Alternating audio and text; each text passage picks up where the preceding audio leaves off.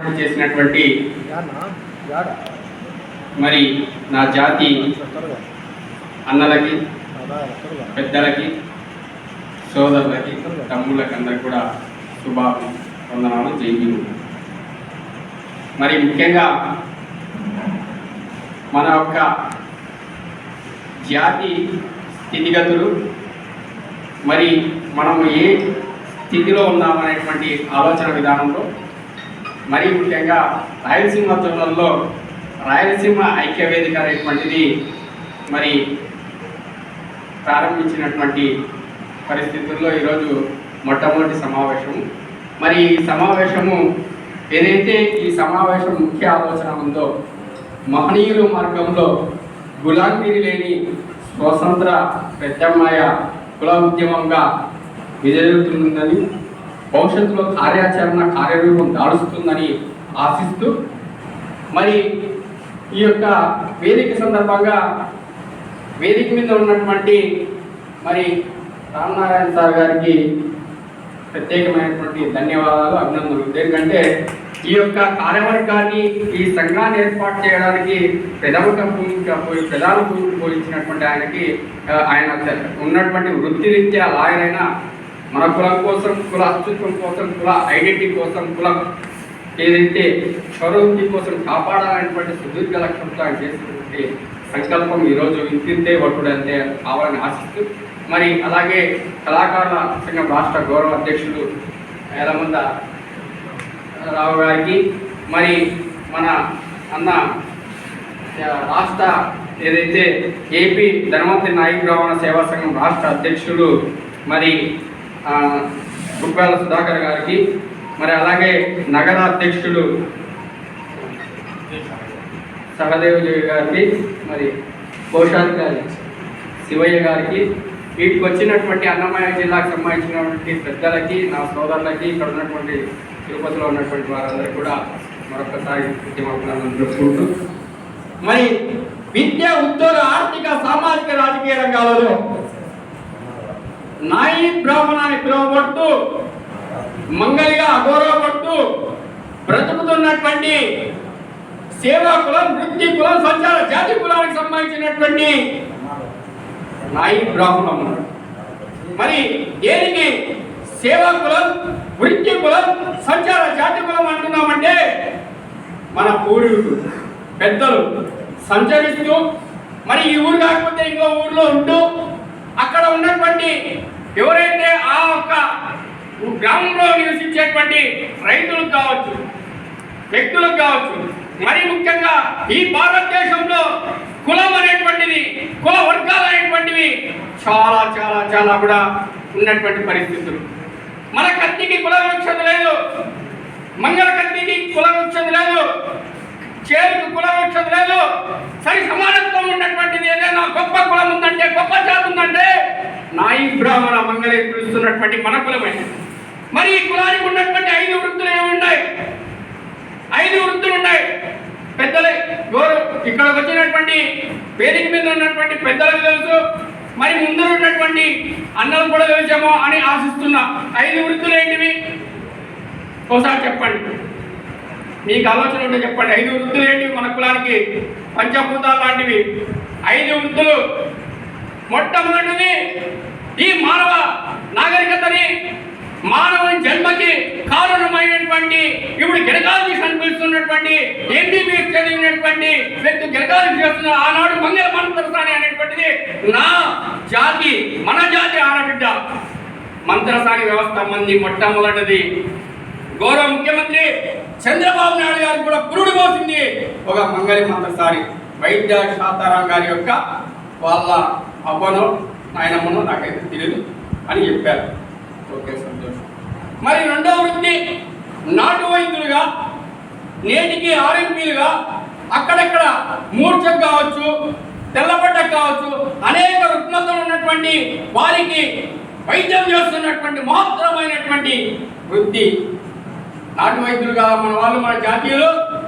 మరి అలాగే వేగులుగా CBI, CID వ్యవస్థ ఇప్పుడు వచ్చాయి.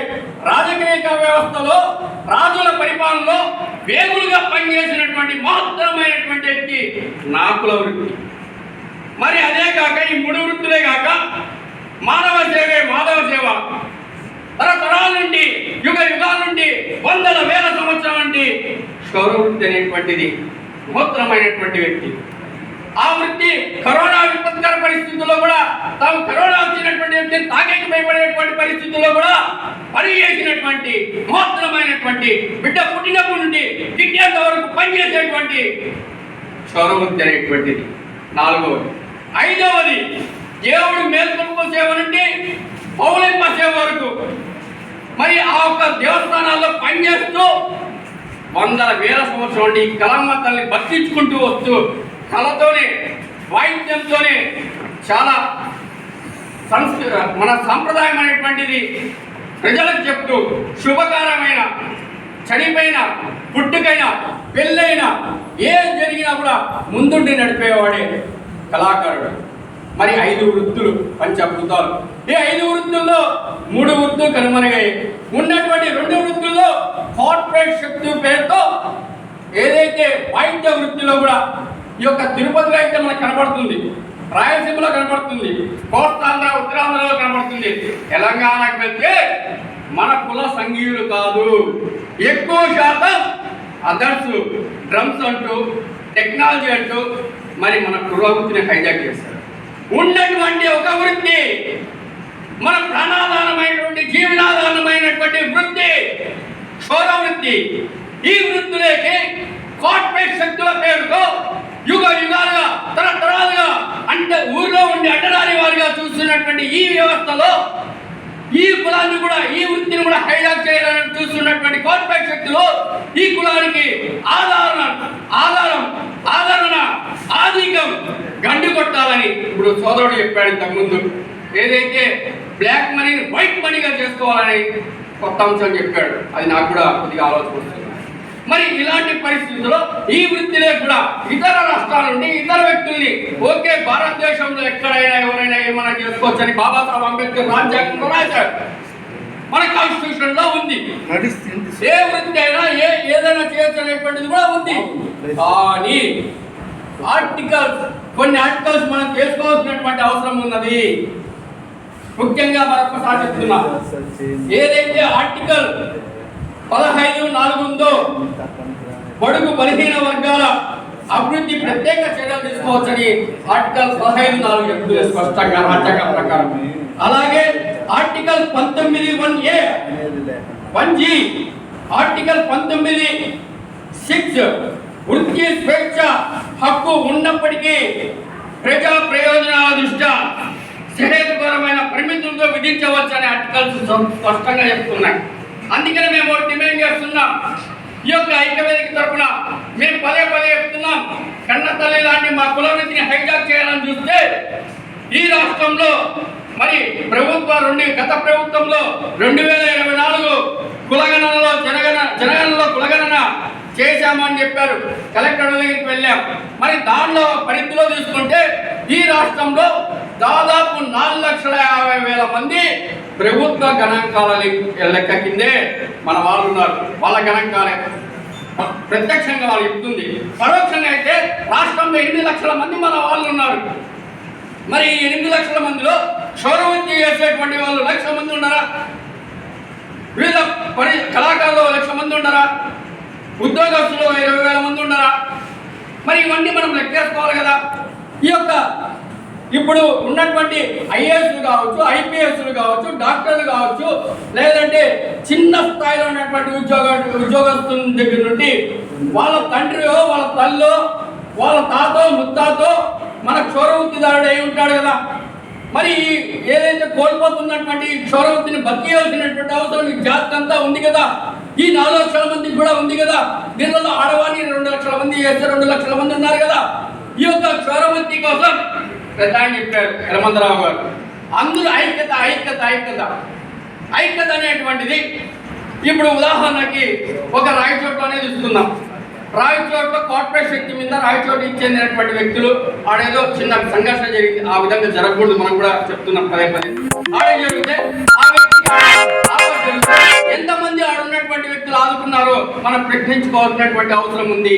అందుకనే కోప తాపాలను పక్కన పెట్టి ఐక్యతగా సంఘాలకు అతీతంగా, కులాలకు అతీతంగా, కావాలంటే కులాలకు అతీతంగా ఏం చెప్తున్నానంటే మన సోదరులు మన వెనకంటి నడిచేటువంటి మన శక్తి తక్కువ కాబట్టి మనతో నడిచేటువంటి ఎస్సీలు కావచ్చు, ఎస్టీలు కావచ్చు, బీసీలు కావచ్చు, మైనార్టీలు కావచ్చు, ఇతరులు కావచ్చు, మన శ్రేయభిలాషం కలుపుకొని ఉవ్వెత్తున ఉద్యమం చేయగలిగితే మన హక్కు సాధించుకోగలము. ముఖ్యంగా జీవోలు అనేటువంటివి కేవలం రాతలకే పరిమితము. జీవో కావాల్సింది ప్రత్యేకమైనటువంటి కుల దూషణ, కుల రక్షణ, క్షౌర వృత్తి రక్షణ చట్టం చేసినటువంటి అవసరం ఉన్నది ఈ రాష్ట్రంలో, ఉమ్మడి తెలుగు రాష్ట్రాల్లో. క్షౌర వృత్తి రక్షణ చట్టం అంటే ఈ ప్రభుత్వాలు చేస్తాయా? చెప్పండి, చేస్తారా? ప్రభుత్వాలు చట్టం చేయాలంటే చెయ్యరు. చేయాలంటే మనమేం చేయాలి? ఓటు అనేటువంటిది మహత్తరమైనటువంటిది. ఓటు అనేటువంటిది బాబాసాహెబ్ అంబేద్కర్ మనకి ఇచ్చినటువంటి ఆయుధం. ఓటు అనేటువంటిది దాదాపు ఒక ప్రభుత్వం 5 ఏళ్ళు పరిపాలనలో ఉండాలంటే ఆ ఓటుకి 1 లక్ష అంటే 2 లక్షల రూపాయలు వివిధ పథకాల రూపంలో మన ఇంటికి ఇస్తున్నారంటే ఆ ఓటు విలువ ఎంతో మనం అర్థం చేసుకోవాల్సినటువంటి అవసరం ఉంది. ఆ ఓటుతో పాటు మన కుల వృత్తిని కూడా కాపాడుకోవాల్సినటువంటి, భావి తరాలకు అందించాల్సినటువంటి అవసరం మనకున్నది. వీడు వచ్చినటువంటి కొంతమంది అయినా నేను ఒకటే చెప్తున్నా, మీ యొక్క కార్పొరేటరో, మీ యొక్క సర్పంచో, మీ యొక్క కౌన్సిలరో, మీ యొక్క ఎమ్మెల్యేనో, మీ యొక్క మున్సిపాలిటీ చైర్పర్సన్ వచ్చినప్పుడు, మన షాప్కి వచ్చినప్పుడు, అయ్యా మా వృత్తి అనేటువంటిది కోల్పోతున్నాం, మా వృత్తికి ఆధారమైనటువంటి రక్షణ చట్టం కావాలి అని మౌత్ పబ్లిసిటీ చేసుకోవాల్సినటువంటి అవసరం ఉంది. అలాగే ఈ రాష్ట్రంలో 18 సంఘాలు ఉన్నాయి. నాయి బ్రాహ్మణ సేవా సంఘం అంటారు, సంక్షేమ సంఘం అంటారు, ఇంకోటి అంటారు, మంగళ అంటారు, మంగళ మహాసభ అంటారు. కానీ మీరు ఏం సాధించారు అని నేను ప్రశ్నిస్తున్నాను. ఓకే, మనం సాధించుకున్నాం ఐక్యతగాన్ని, అది కాదు ఇప్పుడు కావాల్సినటువంటిది. మనకు కావాల్సినటువంటి తాయిలాలు కాదు, మనకు కావాల్సినటువంటి భావి తరాలకు అందించాల్సినటువంటి క్షౌర వృత్తి అనేటువంటిది మహత్తరమైనటువంటిది. ఈ వృత్తి కోసం మా యొక్క ఏ త్యాగానికైనా యువతగా మేము సిద్ధం ఉన్నాము. మీరంతా ఐక్యతగా 18 సంఘాలు ఏకంగండి. అమరావతిలో గౌరవ ముఖ్యమంత్రి గారికి అడగండి. అలాగే ఇప్పుడు పెద్ద ఆయన చెప్పాడు ధనవంతరి జయంతి గురించి. ధనవంతరి జయంతి ఏ విధంగా విభజన చేశారో ఈ యొక్క కుల రక్షణ చట్టం, కుల దూషణ చట్టం, వృత్తి రక్షణ చట్టం కోసం కూడా ఆ ఎత్తున ఇంకా 10 రెట్లు ఎత్తున చేయాల్సినటువంటి అవసరం ఉన్నది.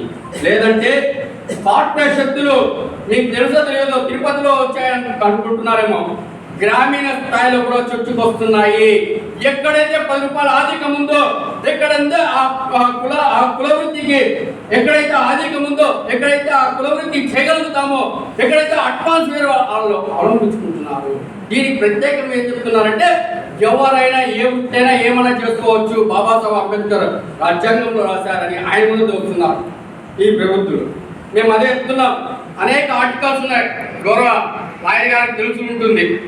ఆర్టికల్స్ ప్రకారం మేధావర్గం ఎవరైతే ఉద్యోగులు ఉన్నారో, ఎవరైతే కూలి పనిదారులు ఉన్నారో, ఎవరైతే వ్యవసాయదారులు ఉన్నారో, ఎవరైతే కార్మికులు ఉన్నారో, ఎవరైతే కర్షకులు ఉన్నారో ఏకమయ్యి మన కులవృత్తిని కాపాడుకోవాల్సినటువంటి అవసరం ఆసన్నమైనది ఈ సందర్భంగా తెలియజేసుకుంటున్నాను. అందుకనే అన్నగారు చెప్తూనే సుధాకర్ గారికి ఒకటే చెప్పాం, జిల్లాలు 8 జిల్లాలు ఫస్ట్ జోనల్ ఎంచుకుందాం, జోనల్లో ప్రారంభిద్దాం. కాలంటే మన వాళ్ళు విసిగారిపోయారు, సంఘం ఆ సంఘం ఈ సంఘం ఆ సంఘం ఈ సంఘం అని. అదే కాక పార్టీలో పనిచేసేటువంటి సంఘాలు కొన్ని.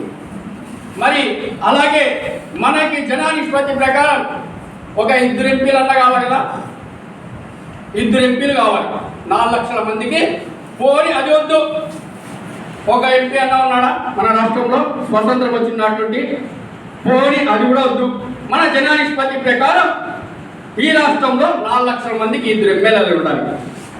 మరి వాళ్ళన్నా ఉన్నారా మన కోసం మాట్లాడేవాళ్ళు, అది కూడా వద్దు. శాసన మండలిలో ప్రత్యేకమైనటువంటి ఎవరైతే మనలాంటి కులస్తులకి ఎమ్మెల్సీ అనేటువంటి కేటాయించాలని చెప్పారు. గత ప్రభుత్వంలో జగన్మోహన్ రెడ్డి గారు పాదయాత్రలో మీకు ఎమ్మెల్సీ చేస్తానని చెప్పారు. మన వాళ్ళు ఆశగా ఓట్లు వేశారు. ఎమ్మెల్సీ మాట అక్కడే ఉంది. మరి అంతో ఇంత మార్పు అనేది ఏదో జరిగింది, అది వేరే విషయం. మరి ఈ ప్రభుత్వంలో నారా లోకేష్ బాబు గారు కూడా యువగల పాదయాత్రలో మేము కూడా రిప్రజెంటేటివ్ ఇచ్చాం. ఏమి ఇచ్చాం? ఒక ఎమ్మెల్సీ ఇవ్వండి. అలాగే మాకి కుల వృత్తి దూషణ రక్షణ జీవో కాదు చట్టం కావాలి అని చెప్పాం. ఇంప్లిమెంటేషన్ జరిగిందా? పోనీ మన కోసం ఎవరైనా మాట్లాడే వాళ్ళు ఉన్నారా? మరి ఒక్కసారి చెప్తున్నా సోదరులారా, మరి మీరు అండగా భావించద్దండి. మనకి ఈ దేశంలో ఈ రాష్ట్రంలో ఎస్సీలకి ఎస్టీలకి జనానిష్పత్తి అంటే వాళ్ళ లెక్కలు ఉన్నాయి. వాళ్ళకి ఎంత శాతం రిజర్వేషన్ అంత శాతం వస్తుంది. బీసీలుగా బతుకుతున్నటువంటి మనము ఈ దేశం స్వతంత్రం వచ్చినటువంటి 1931 బ్రిటిష్ వాడు జనగణనలో కులగణన అంటే జనాభా లెక్క తీస్తే అప్పట్లో ఉన్నటువంటి రిజర్వేషన్ మండల కమిషన్ వేస్తే ఆ మండల కమిషన్ ద్వారా మన రిజర్వేషన్ ఉద్యోగాలు 27%, విద్యలో 27%, రాజకీయాల్లో 24 లేదంటే 34% వస్తుంది. మరి బీసీలుగా బతుకుతున్నటువంటి మనకి ఈ దేశంలో మనకి దౌర్భాగ్య పరిస్థితి ఏమంటే, నేను పదే చెప్తున్నా ప్రతి ఒక్క మీటింగ్లో, కులగణనలో జనగణన లేదు బీసీలకి. మరి ముఖ్యంగా జంతువులకు ఉంది, ఆవులకు ఉంది, పందులకు ఉంది, పక్షులకు ఉంది లెక్క. బీసీలుగా బతుకుతున్నటువంటి బీసీలో నాయి బ్రాహ్మణ మంగళ పిలిపిస్తున్నటువంటి మనకి ఇంతవరకు లెక్కలేదు. అంటే బీసీ సోదరులకు అందరూ కూడా లెక్క. అంటే ఎంత దౌర్భాగ్య పరిస్థితిలో మనం బతుకుతున్నామో ఒకసారి అర్థం చేసుకోవాల్సినటువంటి అవసరం ఉంది. అందుకనే మేము పదే బీసీలు కలుపుకొని, ఎస్సీ ఎస్టీలు కలుపుకొని, మైనార్టీలు కలుపుకొని తెలంగాణలో విభజన తెలంగాణ ఉద్యమం తర్వాత అంత పెద్ద ఉద్యమం బీసీ జనగణనలో కులగణ దేశ బాధ్యతగా ఏదో చూస్తున్నాం రేవంత్ రెడ్డి అని మన వాళ్ళు అడుగుతున్నాం. తెలుసుకుందాంరా, మా శాతం ఎంతో పాల్గొండి. విద్య ఉద్యోగ ఆర్థిక సామాజిక రాజకీయ రంగంలో మీ శాతం ఉన్న 3% రెడ్లకు 4% కమ్మలు తెచ్చుకోబడి అంటున్నారు. మన రాష్ట్రానికి వస్తే మన దౌర్భాగ్య పరిస్థితి ఏంటంటే మనం అడగలేకపోతున్నాం. ఇది కూడా ఒకసారి అర్థం చేసుకోండి. మన జాతి రక్షణ చట్టంతో పాటు బీసీల్లో కులగణన చేసినటువంటి అవసరం. అప్పుడు కులగణన చేస్తే ఏమవుతుందంటే రాష్ట్ర వ్యాప్తంగా సర్పంచులు, ఎంపీటీసీలు, జెడ్పీటీసీలు, కౌన్సిలర్లు, ఎమ్మెల్యేలు, ఎంపీలు మన జనానిష్పత్తి ఎంతమంది ఉంటే అంత ఇచ్చేయాలి. ఆ గవర్నమెంట్ ఇచ్చేయాలి, రిజర్వేషన్ శాతం ఇచ్చేయాలి. అప్పుడు మన వాళ్ళు ఆర్థికంగా, సామాజికంగా, రాజకీయంగా, విద్యాపరంగా, ఉద్యోగపరంగా అభివృద్ధి చెందే అవసరం అవుతుంది, ఆవశ్యకత అవసరం అవుతుంది. దాంతో పాటు ఇది బీసీలో ఎవరైనా కానీ పిలిస్తే సోదరులకు ఒక్కసారి ఇది మనకు అవసరం లేదు, కానీ అవసరమైనటువంటి సబ్జెక్టు. మనం ఎంతమందో మనకు అంత వాటా రావాలా వద్దా? మనం ఎంతమందో అంత వాటా రావాలా వద్దా? చెప్పండి. విద్య, ఉద్యోగ, ఆర్థిక, సామాజిక, రాజకీయ రంగాల్లో మన కుల వృత్తిని కాపాడుకుంటూనే మమేకమై మన బీసీ సోదరులతో పాటు ఉద్యమం చేయాలి. అలాగే వాళ్ళను కూడా మన ఉద్యమంలో భాగస్వామ్యం చేయాలి.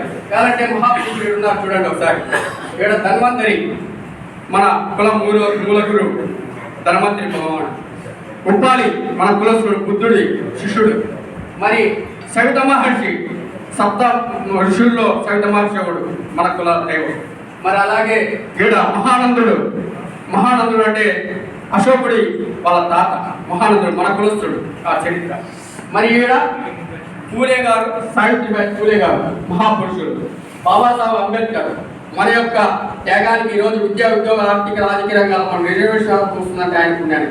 మరి పెరియార్ రామస్వామి గారు ద్రవిడ సంస్కృతిని, ద్రవిడ భాషని కాపాడాలని చేసినట్టు మహత్తరమైనటువంటి ఉద్యమకారు. కర్పూరి ఠాగూర్ ఈ దేశంలో రాష్ట్రీయ స్థాయిలో బీసీ కమిషన్ తెచ్చినటువంటి మొగోడవరన్నంటే కర్పూరి ఠాగూర్. అలాగే మన కుల పురుషుడు, మరి అందరూ చెప్తారు, నేను కూడా అదే భావిస్తున్నా, పద్మనాభ గారు. మరి ఈ మహాపురుషులు స్మరించుకుంటూ వీరి యొక్క త్యాగానికి ఫలితం విద్య, ఉద్యోగ, ఆర్థిక, సామాజిక, రాజకీయంగా మన జనానిష్పత్తి కోసం పోరాడుతూ మన కుల రక్షణ, కుల దూషణ చట్టం కోసం, వృత్తి రక్షణ చట్టం కోసం పోరాడాల్సిందిగా ఈ వేదిక ద్వారా తెలియజేసుకుంటూ మరొకసారి మరి మీకు అందరూ కూడా ఒకవేళ కోరుకుంటుంటే క్షమించాలని తెలియజేసుకుంటూ సవిధంగా జై భీమ్, జై బాబాసాహెబ్ అంబేద్కర్, జై మాన్య కౌశీలం, జై కర్పూరి ఠాగూర్. లోపల ఇదివరకైతే ఉంటుంది. ఎప్పుడైతే కార్పొరేట్ సంస్థ వచ్చిందో, ఇదివరకైతే న్యాచురల్స్, గ్రీన్ అండ్ ఇలాంటి ఉన్నప్పుడు రాలా. ఈ చీప్ అండ్ బెస్ట్ పొరంపోకులు మన ఒక నాయ బ్రాహ్మణ వ్యవస్థని పాడు చేయకపోచిన పొరంపోకు వ్యవస్థ, అది చాలా చీప్ మెంటాలిటీ వ్యవస్థ, అడగ వ్యవస్థ.